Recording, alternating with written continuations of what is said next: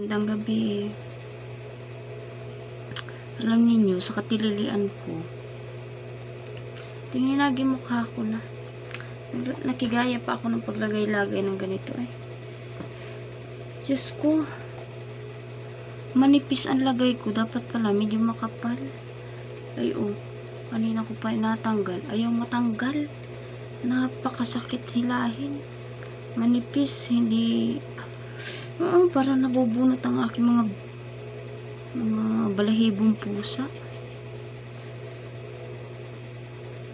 Naku, masakit. Ay naku, tapos maliliit pa yung kuko ko, hindi matanggal. Ba siya na matulog na lang akong ganito. Mahirap ang tilili.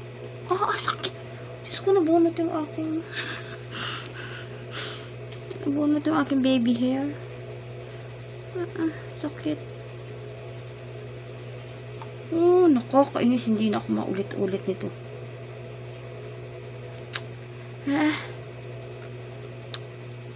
Kaya hindi ko na nga ni kinapalan. Akala ko gaon yun. Pala, hindi dapat. Dapat pala medyo makapal-kapal. Nipis oh. Para akong na... Diyos ko po. Hindi ko makurot pa. Kakakainis lang ang ganito. Kikigaya ako at ba... Akala ko naman ay kakatulong, hindi pala. Kaka-stress.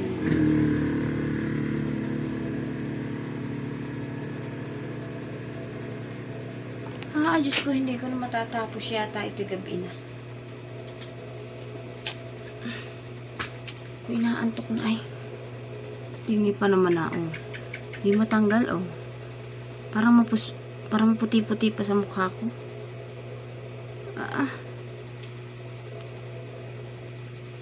Nakigaya ako doon sa anak ko kanina. Naglagay, sabi, Mama, nagkakatanggal yung maliliit.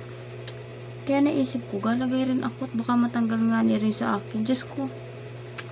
Tamot hindi naman matanggal ito sa dikit.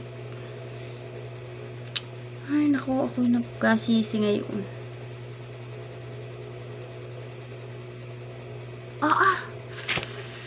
Parang nabubunot ang aking mga balat. Diyos ko po.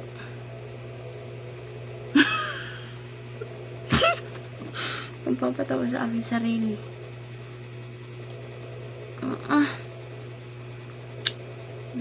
Ano na ang nangyari sa akin? Parang kasing nipis lang ng balat ko. Ayaw talaga matanggal. Ayaw, napakanipis Hindi ko pa mahila at gawa ng manipis. Ako, kakaasar lang ito. Hindi na ako galilagay-lagay nito. Aking ina maresip. Bye. Mamaya pa ako, madaling araw yata tatapos nito.